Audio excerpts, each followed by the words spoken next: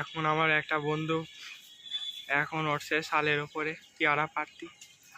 ওই যে পেয়ারা পাইলো, ঠিক আছে দে ক্যাশ দে। এটা বটলা, এটা বটলা রে, এ উপরে যা। তো আল্লাহর রহমতে পেয়ারা শেষ হয়ে গেছে, এখন আমি পাই নিয়ে আসছি। দাঁড়ান,